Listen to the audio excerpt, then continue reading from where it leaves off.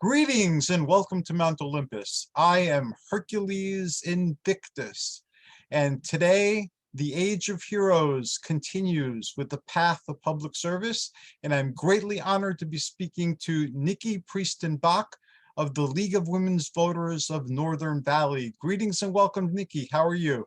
I am good. Glad to be here and to talk about the League and upcoming elections. But I'd love to know about you first. Okay. You're doing something that's very vital, not only to our media community, but to our entire country right now. Mhm.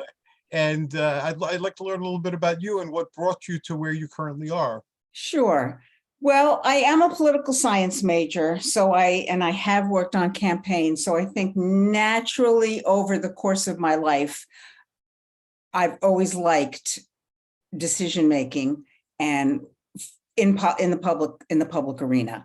I guess I know much less about decision making in the private sector, though always think we should have more of that. And I really only got involved with the League when I was married and had a beginnings of a family in Leonia, where there was a League. So the League started, maybe for everybody else's knowledge, more than 100 years ago with the passage of the Equal Rights Amendment, which they fought for. And we have some important people, as you probably know, Yes. in Tenafly leading that effort. And it took 82 years. And the result was the creation, and the League was front and center in that, not alone. But the result was we need an organization so that women don't have to ask their brothers, fathers, or husbands how to vote, or who to vote for, or what position to, what bond issue to, what policy to agree with. And so that's how we came about. And I was not involved until later. And I think the League has gone from those early days with who knows what their membership numbers were, but the League membership has been rather big in the entire country. Because I think it gave women like me a role to play, not a role to play, intelligent people who are, I guess I want to say thoughtful, but not really, readers who want to understand policy, but don't want to join the environmental groups, don't want to join the protect our animal welfare groups, don't want to join, well, maybe I would have joined now a women's group, but there's so many groups, even many years in America, even though we've become more strident about some of these things, they've existed. The League is a more balanced and yet grassroots. So there's like 650 to 800, now I can't remember the number, leagues across the country. And we are guided by a national organization. And we cannot go against the national policies. But those policies tend to be broadly written. And if League members have a passion about, healthcare, guns, I know in New Jersey, it was many years ago, maybe 20, where the League members took a stand and advocated strongly opposing the death penalty. In New Jersey, which we don't even talk about anymore because there's no death penalty in New Jersey, and it's kind of an issue that's passed. The League studies it at the grassroots and does the pros and cons and takes a position. Now, not everybody wants to go to a council meeting and stand up and say, would you please pass a resolution supporting this and then send it off to the state. But over time, some members will. And over time, some members who might be more shy, who might know less about research, will, as with life, develop into those roles and say, oh, I don't mind public speaking, or I love researching, or I can keep track of data and I'll keep track of your database for who's doing this and who's not. And so that is, for me in Leonia, I think I heard that the local League helped do recycling down at our DPW site in the early days of recycling when towns really didn't have all those bins that we now have out. And I kind of met women, and a lot of them weren't my age. Many of them still are pretty old. And but some were. And I kind of stayed with it. I was working, I had a family. I ended up running for the Board of Ed and doing that for 10 years. So I didn't have time to join too many other nonprofits. I'm active in my church. There's other little things I do. I got more involved, I guess, when my children graduated or left home. And I think that's probably typical of many. And the Leonia League ultimately, before I did that, didn't have enough people to take it over. And so now the Northern Valley League is 29 towns in Northern Bergen County. Wow. Yeah, That's it's impressive. it's too much, because I think the leagues succeeded because we would see somebody in your rec class or your coffee or having coffee together and say, hey, did you just hear what the Board of Ed did? Or, hey, they're putting in a swimming pool and who's paying for it? Or, hey, isn't traffic terrible in town? Or the air quality or whatever. Mhm. Without a local presence, it has been very hard. So because there's not enough members growing, then you can't continue to grow because you don't have enough of a local presence. And that's kind of where Northern Valley is. We have a membership every year. We get new members, but every year I have old members that pass away or just move to Florida, move on.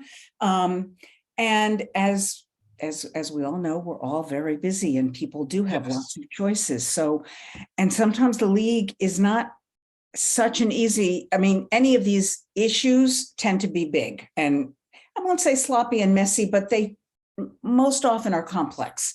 So it's hard. You just can't go in and fill out I'll sign postcards and send that, and that's my job. The league rarely offers easy opportunities like that. I guess voting is probably the easiest. At least I thought so until this year. Because to me, part of voting isn't only it does include registering, getting yourself to the polls. If you can't get yourself to the polls, we now have 3 ways to vote, which I can talk about further if you'd like. Okay. But to me, because I'm a policy person, I want to know who to vote for. I want to know what they stand for. I want to know they're the ones making the laws. And if they're bad thinkers or they don't have my needs, I want to hear from them. So I have been very active I've been active, but I guess more active this year in helping to run candidate forums. So what I took upon myself to the Bergen County League, which I now also lead, that's only a year I've been doing that, which is a coordinating organization. So we do less, but we still have meetings and we're still talking. And what we do, for example, in this upcoming election, we have put together the candidate forums for the county commissioner and the county executive, plus our congressional district 5, which includes Gottheimer, Pilata, and a few others. So those are countywide things. But with the Bergen County League support, but I initiated this. We wrote to every municipality in Bergen County and every school district in Bergen County. And we wrote, therefore, to the superintendent of schools and the board secretary, because those are the people that handle elections. And we wrote to the borough administrator and the borough clerk, because those are the people that handle elections. In some of our small towns, those are combined, not the school. The school and those are different, but within the entities. And just to tell them, hey, the League of Women Voters helps voters make decisions by conducting candidate forums. And we do so in a balanced, fair, timed manner. And if candidates come to you or any community groups and talk about this, pass our name on, because we have been in a situation where in the last 2 weeks, now maybe this is going to happen less now because early voting has really changed the timing of things. But in the last 2 weeks, I don't want a panicked person, a voter, not usually a candidate. In the last 2 weeks, it's the voter who doesn't know who to vote for. And could you please organize a candidate forum? No, we cannot. It takes too long. Yes, it does. And so so in August, we got this out. And I'm not sure how effective it was, but I personally would repeat it again because I think some of these things just need a little time to build steam. In Tenafly's case, they knew about this. They have a history of doing this. Yes. And so everything was like, okay, we can take care of most of this. We don't need the league for much, except please find us a moderator. And in this case, I think they even did that on their own, reached out. Anyway, so that's where I came from, what I'm doing. And I guess my biggest, because you may ask me this, my biggest challenge, separate from getting through some of these candidate forums, which have been extremely challenging, and we can talk about that if you want, but is growing the league. I know for myself, first of all, I don't work anymore. So that's 4 years of retired, not having to go to a paid job every day. My children aren't in the house, and both my husband's and our parents, who we might have been helping with, taking care of, have passed away. So, we're the freest we've ever been, and we're so far still healthy. So I can devote the time, but I don't want to devote all this time. And I did decide exactly what I was going to do in this, what I knew was going to be a very difficult fall. Basically, I don't go away in the fall, which are, the times you want to go away. The weather's nice. You don't have to worry about is fall and spring. And that's when you have weddings and graduations. And that's when you have parties and Oktoberfest. And it's like, oh no, not you, or you do, but you're staying local. And I knew that. But over time, I don't know if I could always commit to that. And certainly my fellow members can't. So we really need to grow. And I do think the state league has had its ups and downs with the same membership declines that the National League faced over time. The state league is also very conservative. I don't know if all of them are in terms of finances. So if they don't have a grant in hand, even if they highly expect to get it, they will not hire staff. And you cannot run an organization with 35 leagues in the state and one executive director and some talented volunteers. It's just not possible. And so the last few years have been difficult, but in the last few years, they have had staff. And because I've really gotten involved, and I guess I just felt, oh my God, like, why are we doing all these things? The state should be stepping in. They should write a template for a press release. They should write all these things and send it to us, and we can choose not to do it. But we were really creating, I will remember now, for the, when COVID was hardcore, 2 years ago. Yes. We needed a whole separate set of instructions on how to vote, and the state really hadn't come out with anything. But that has now changed. I hope this will stay stable. I believe new leagues are growing, and I believe there are new members throughout the state. I think, as you probably know, Bergen County, we're probably not a young county. I don't know if we have the oldest population in the state. I don't think so. But there's more seniors here than not, than in other counties. So I think, and the young ones are busy, like the home and school types, organizing this candidate forum that's come up. So that's, I don't know if that, I am a talker, so feel free to interrupt. That's fine, Nikki. You answered a lot of questions I was going to ask, but that's good. And again, I'm impressed with the League of Women Voters. Because you guys are always like on top of everything. Like communications are very quick. Everything is addressed very quickly, and questions are asked, and communication flows very freely. And that makes it a lot easier to move forward with the challenges of pulling together even something as informal as what I've been doing. Because again, everything that could possibly go wrong does usually go wrong at some point. And I know with the league, at least, I'll have communication and I'll have response very, very quickly. And that's greatly appreciated.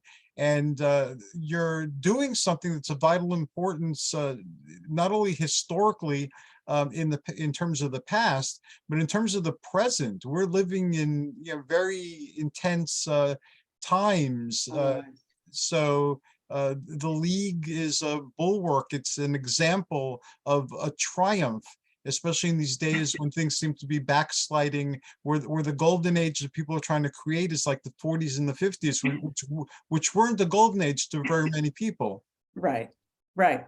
You're right. Well, I will take not credit. I really think most of my fellow league members who do get involved take the league seriously.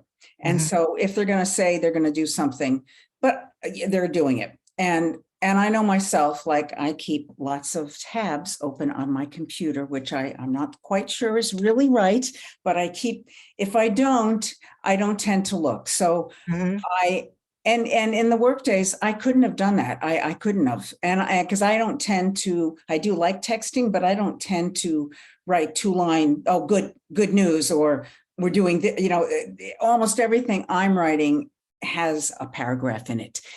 Because otherwise there's hardly any, I don't have anything to say. So I do. And I think my fellow league members, they could be shorter than I am, but they wouldn't let it go. They would respond, especially because we know the deadlines for the election. So I think in this time, if you are in this now, that's what you're doing. Right. Otherwise, like in January, when things slow down, or December, that'll be close. The next thing that takes longer, and I don't really have it's not as structured, which is why it's kind of, you may not say it be as positive, is the setting up of programs, because we do like to run programs, but then you have well, should it be Zoom or not? And because our league is bigger, where should it be? And does anybody really care? There's so many other opportunities to get news anymore, to hear, I can go online, you Yes. Google anything and you learn it. Now, maybe you don't have the best websites, but if you dig down, you will. Over time, the best websites will rise, you'll find out. Anyway, so I think, so thank you. It has been good, but I could say the same with the Tenafly people that at least handling the candidate forum. They have been incredible. And I did commend them early on that basically I didn't have to do much. I am working with 2 school districts now who have never had forums, and they need lots of handholding because people are attacking them, because this is the day we live in. Unfortunately. Facebook has fanned this and survives on this. And if you're running, it's easier to say, just put something out there, even if it's not true, because it'll get you some publicity, and then you can back it away and no one's going to criticize you, because we can look at the people in our public sector who don't get criticized for things that some of us would have found appalling just not that long ago. Not too long ago, yes. And room to, I mean, I remember the day, now I'm not going to remember, I am going to forget the man's name, when you couldn't say you went to a therapist. You couldn't say you, like, for your mental health, like that's like saying I go to the doctor to have a heart check, to take my vaccines, and that was like, oh, we're not voting for him. They even would have withdrawn him from the slate. But now we have all these wild things and people think it's okay. So I do appreciate also, and I guess this is my own personal, I do appreciate civil discourse. And Yes, me too. I do believe many people do. The league is not the only organization. I heard the president of Rutgers University yesterday who just used that phrase and was like, I just melted. I mean, I love that phrase. And you don't hear it too often, but I don't know that the league, that probably doesn't go out in a lot of their things, that they pride themselves on that, but quite often that is what the candidate forum allows: a balanced, fair, civic and civil discourse. Because I don't know And, how else you're going to learn about issues. Anyway. and that is phenomenally important, because as you pointed out, people react to what they see on social media.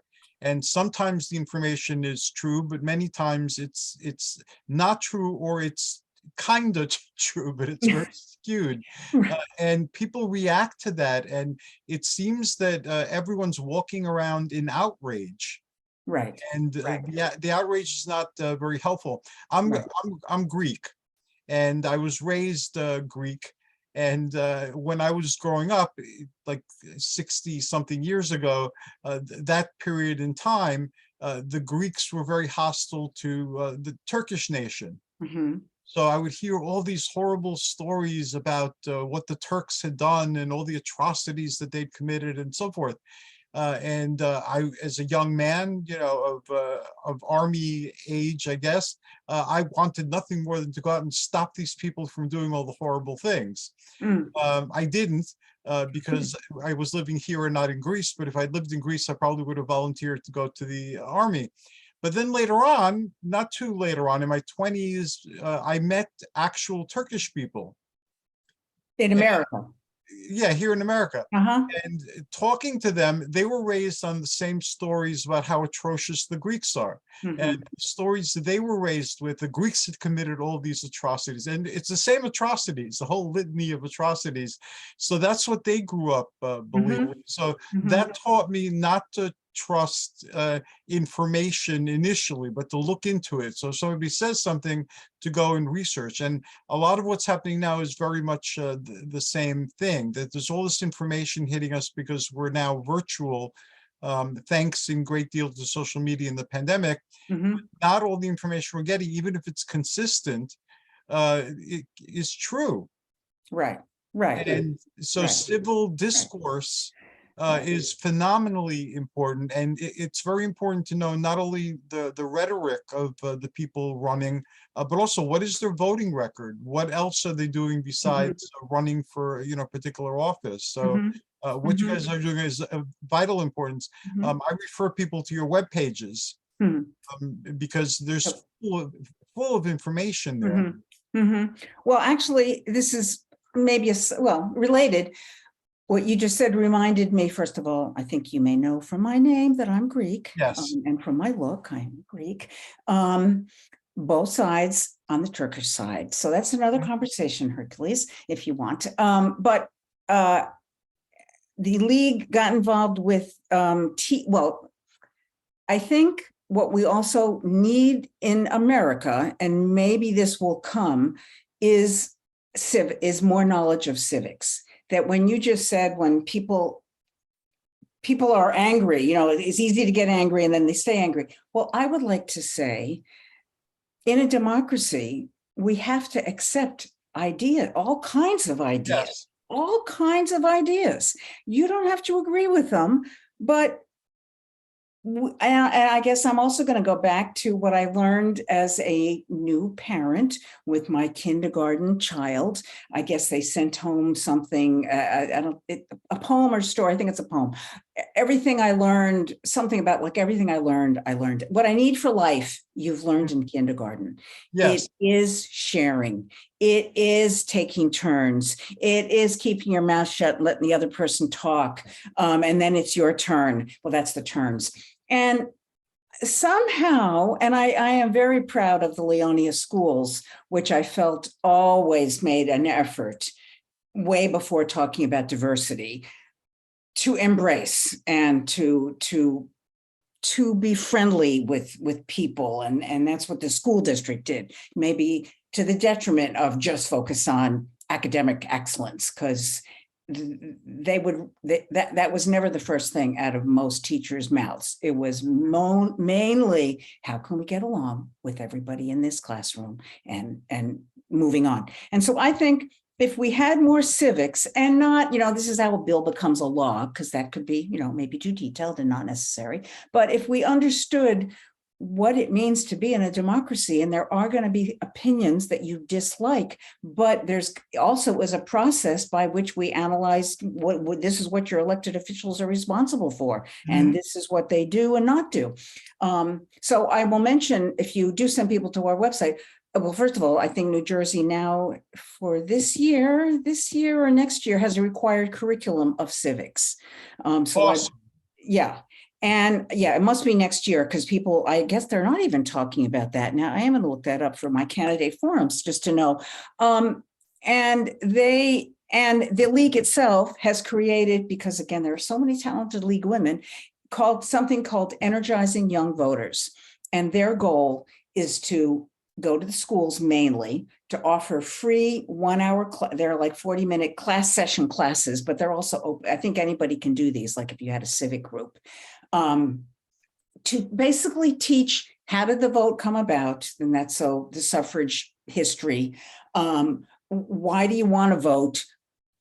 What are you voting for? And just giving, yeah. And so I think it's like 5 modules, and maybe they have another 3, and it ranges in more activists and less activists, but it's balanced. It's free, as I understand right now. And we have offered, Northern Valley wrote to all the school districts, again, similar to what I did earlier, but that was the whole Bergen County. This one, Northern Valley took this on and just offered it to districts. We've had very little pickup on that, I believe, because they know that another curriculum is coming. So it's like, like how much are we doing? But I think if we had, and as you may also know, the largest voting group is the Gen Zs. It's the 18s and 25ths, but the smallest number of people voting, because Voting, yes. They're young. They don't really know. So if we could link people understanding more how important it is, because that's how if democracy is not a spectator sport. No. To be a democracy requires participation. So again, I like the league because that participation doesn't have to be always advocating and holding a sign. It can be, but it doesn't have to be. It can be really, let's look at the issues, let's understand our role, and let's fit ourselves in here. And you've gladdened my heart, because for years on the podcasts and on the little the video shows on Zoom and then for YouTube, we've been talking about why aren't they teaching civics? Because Socrates, he was a big critic of democracy, because he said that the success of democracy depends on an educated electorate. And if you don't have an educated electorate, democracy leads to demagoguery. So you need to educate people, you need to educate voters. And when I was growing up, they had these civics classes. You learned all this stuff in grammar school. And I noticed through whatever interactions I have with the educational system that didn't seem to be happening. So I'm so happy that the league has started addressing that, and that it's being addressed on at least the state level, which is fantastic. Yes, I do believe, and I haven't heard much about it, so that's why I am going to look that up to see where that. I mean, maybe the state pushed back its date, but I do believe, and I guess I don't know, was it tripped up by Trump and the impeachments and those things? I don't really, or just the whole level of discourse is just unsustainable. It's not a good way for democracy to succeed. And people can be conservative, I mean, we actually have a new league member who joined last year, and I did have some of my members were nervous. Because he was more conservative than we were, and he was free. He spoke more, and in fact, just at our last meeting, he just said the other night that he's learned that we really are balanced, and he hasn't felt like he can't open his mouth. And again, there's differences of opinion, and he will be more conservative than many of us will be on some issues, but it's not like right now, we're all focused on voting. So it's like, who cares about the issues? Let's just get some good candidates in there. And that is so important to focus on issues rather than ideological differences, because you're right, in the democracy, and we value democracy in this country, it's part of what we're all about. You need an open exchange of ideas. And again, you don't have to believe the ideas, you don't have to adopt the ideas, but it's very important to listen to how other people are thinking and feeling, because you can't make intelligent decisions unless you know what the playing field before you is. Absolutely. Yep. Absolutely. Wow, I started out impressed. Now I'm even more impressed. So thank you for impressing me. And I'm glad to do so. Thank you for the encouragement. You mentioned that people can get involved with the league. in various different capacities. One of the things that I will do is I will then encourage people regularly through my platforms to get, to check out the league and to get involved in any way that they possibly can. Where's the greatest need at this point? Need? Yes, like Need? what is the greatest need for the league at this point?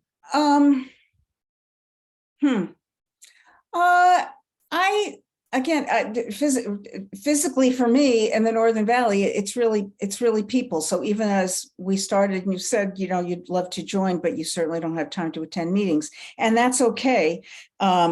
But so for instance, right now, I am a writer and I do the content of the newsletter. It'd be great if other people helped me write, even though I'm pretty picky and but I edit everything anyway, but as long as we can work together. The person that does the design of our newsletter has had less and less time. And so I've actually decided that I'm going to try to learn how to do some of that, but I know there are people who are going to be better and easier at this. And I guess I'll do a little pitch for volunteers. Sometimes you think, oh my God, it's like too much. I'm not getting paid. I have to put up with a lot of stuff. And all I want to do is turn on the TV and get a drink and have a glass of wine. The plus of volunteering is that you can really take on tasks that you may never be asked at work. You may never be asked in your home life. And it may be an outlet, as playing piano or singing a song or taking a bike ride. And while some of us may be more oriented than others, and I accept that, and I know people look at me and say, how can you run so many meetings? I am organized and I'm most of the time patient. I grew up with the hot Greeks and I don't have that gene. And I chose not to marry that gene. But I get it. If you can't deal with differences of opinion and balancing, you're not going to be comfortable running a meeting. You won't. But so hopefully I can find other people. So I don't know why I brought that up, but I'd like the newsletter needs a little more support other than from me. I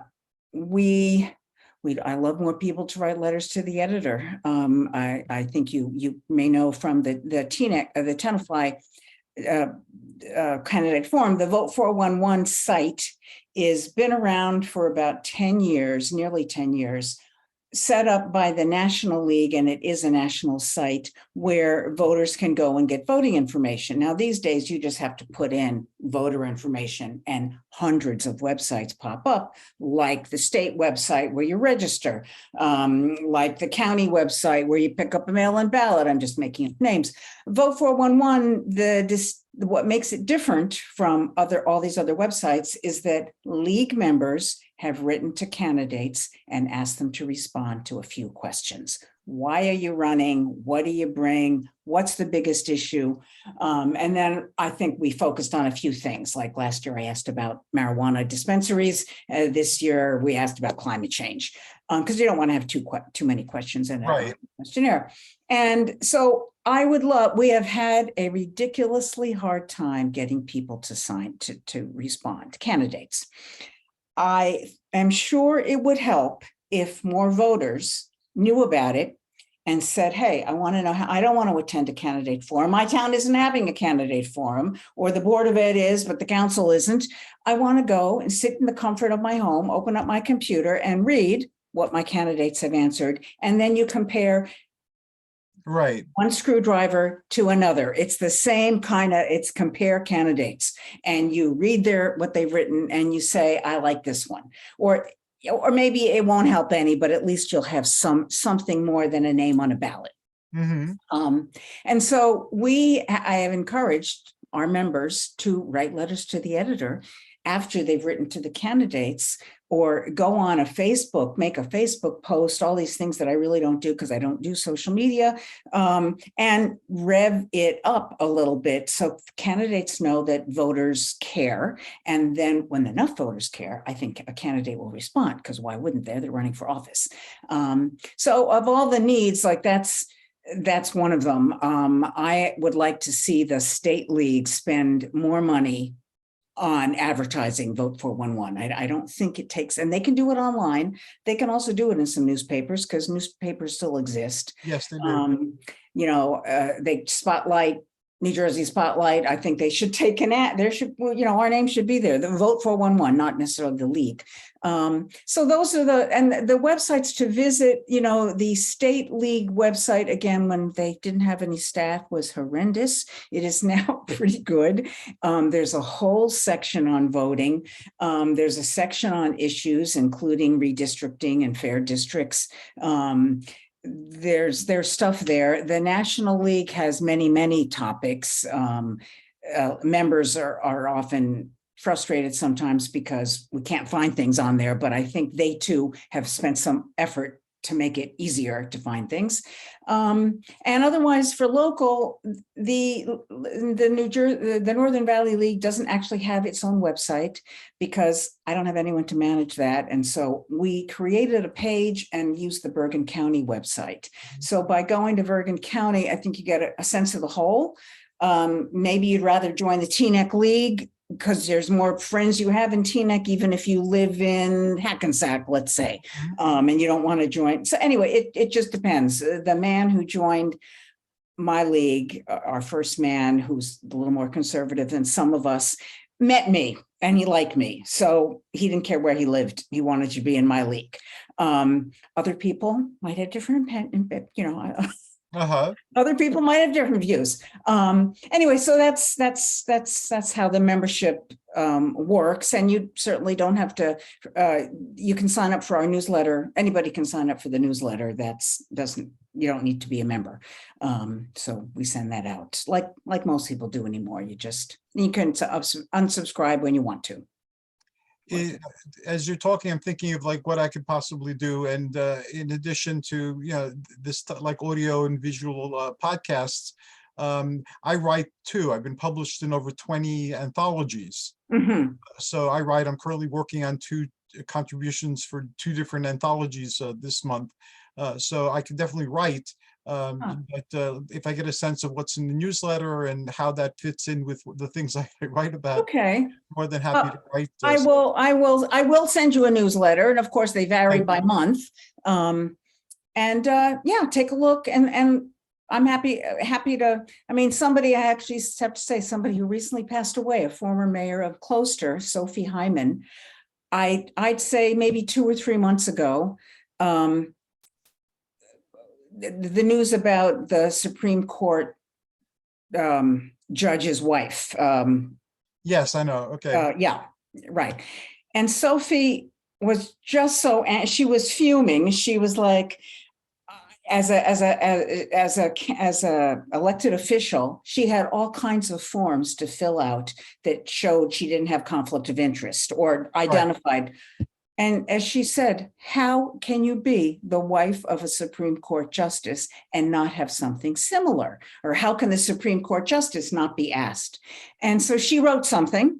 And of course I edited it, and it wasn't very long. She was just, I think the New Yorker had just written something. And I think really that's what she was referencing, that we should all know about this. So that didn't go anywhere, but I was glad to share it because it's so fun. I mean, I wouldn't have, I knew about it, but I didn't write. So I think now, there's so many things to write about, whether it's climate change and, anyway, there's so many things to have feelings about. And then if we want to take it to another step, I would say, let's run a program. It's a good topic. Let's run a program. Do we think people will attend? Well, no one will attend. Good topic. And anyway, you decide and think about it and move forward. your leadership is bringing the league forward. What is your vision for the future? And yes, I've noticed any type of public work that anybody does, it tends to eat up your life, as you had pointed out in the beginning. Yeah. A lot of times I'll start withdrawing when I notice that I don't have any life now, it seems, aside from all these things that I have to Meetings, be doing. right. But what is your vision for the future of the league? We're living during intense times, times of great change. We don't live in the same world anymore than we did before COVID, for instance, or before social media. Where do you see the destiny of the league unfolding in the future?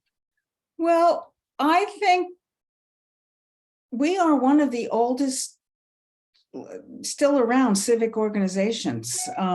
So I don't see us collapsing. Again, I think we went through it. I don't really know the national numbers, but I'm sure if there was a chart, there would have had to be this. It is definitely this. There is definitely this. So, well, that, yeah, I think, as we all know, COVID showed us you can do a lot of things online. Mhm.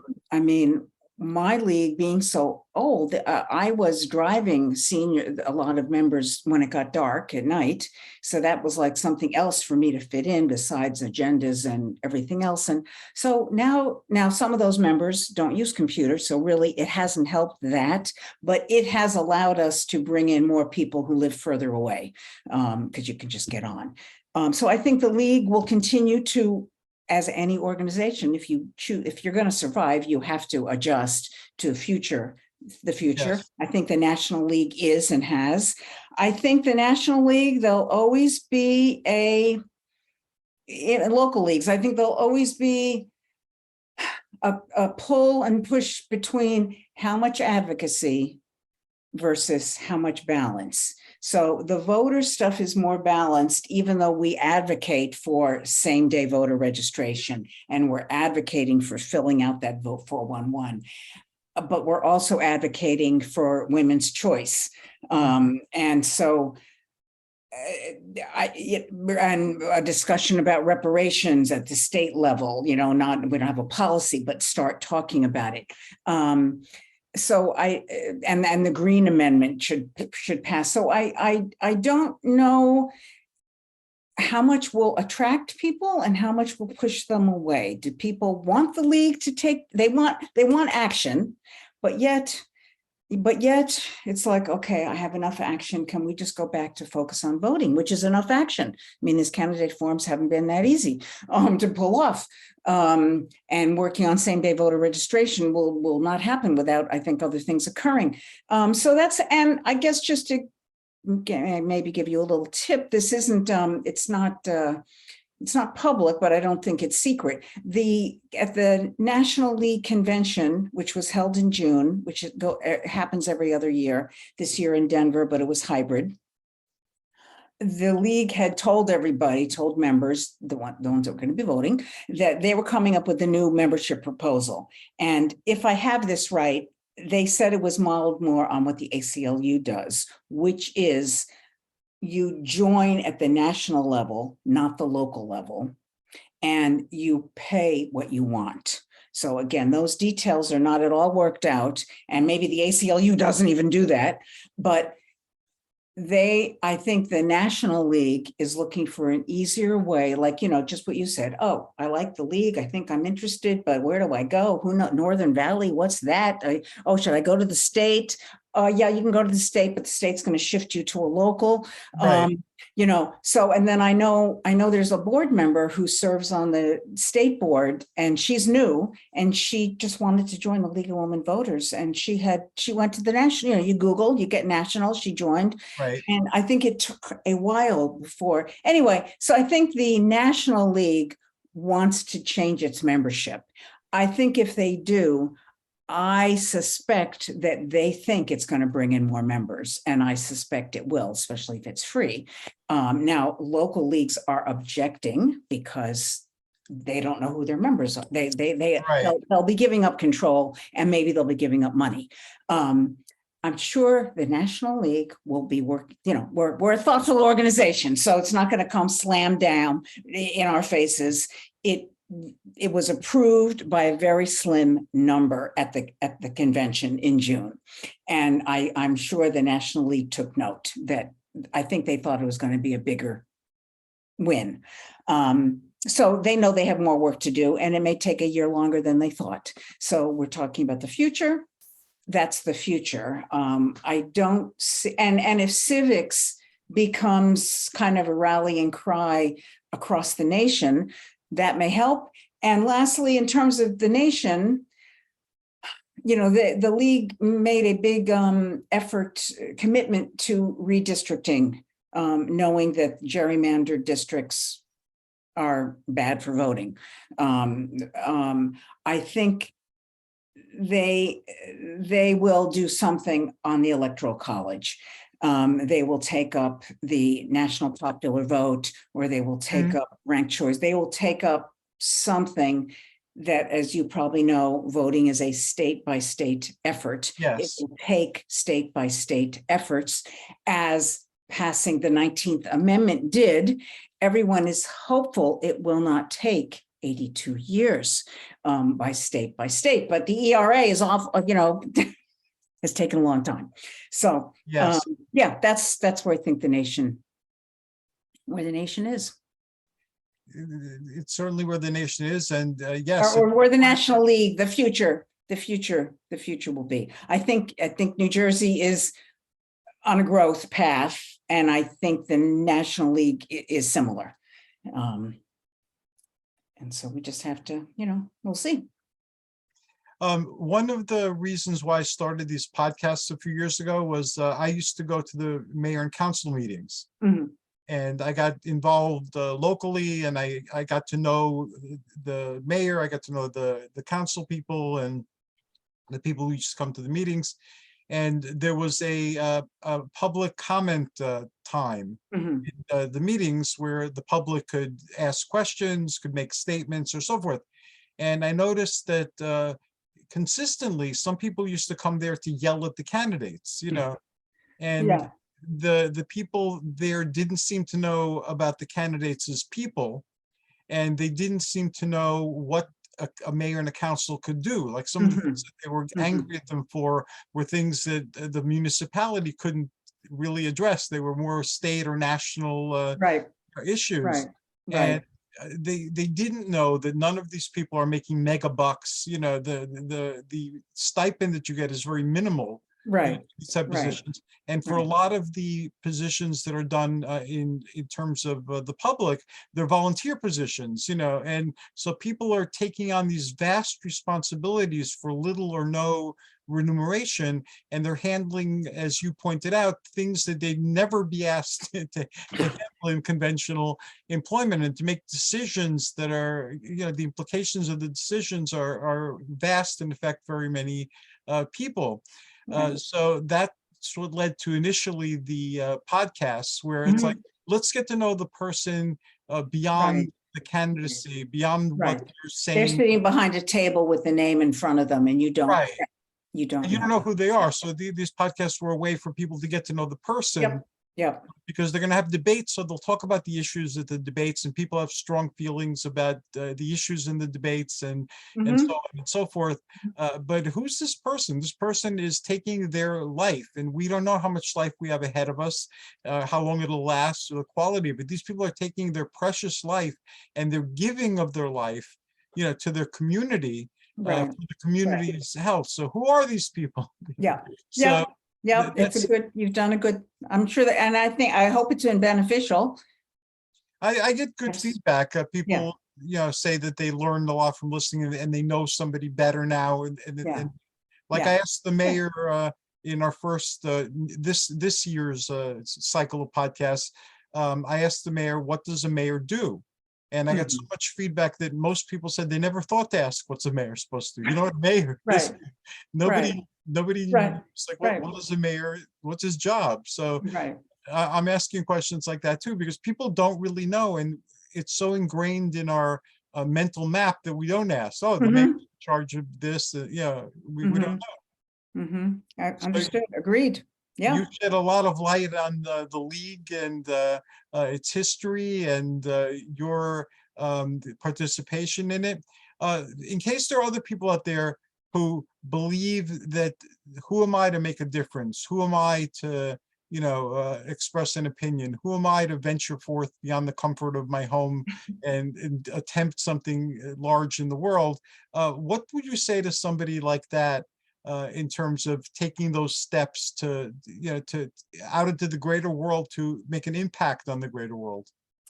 Well, I really think when I was younger, I think maybe even in the college years, people often spoke about, and maybe because those college years, there was a lot of demonstrations and anti-war, and the tensions were high.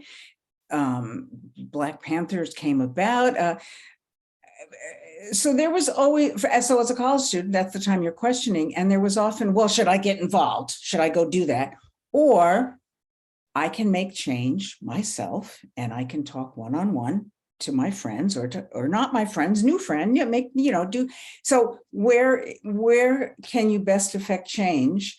And I don't think there's not one wrong and one right. I think they both work. And sometimes either extreme really isn't a way.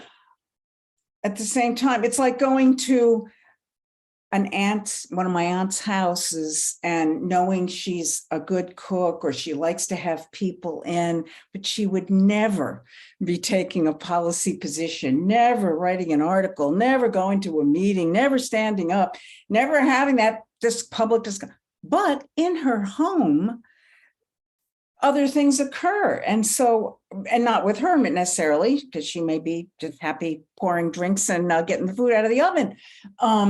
Or she may start to get involved. And I guess I am thinking of women.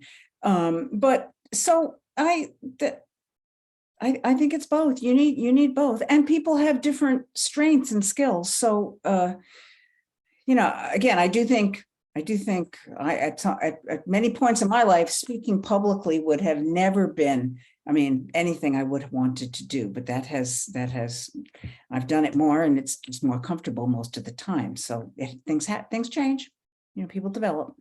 I started very introverted too, and now I talk all the time.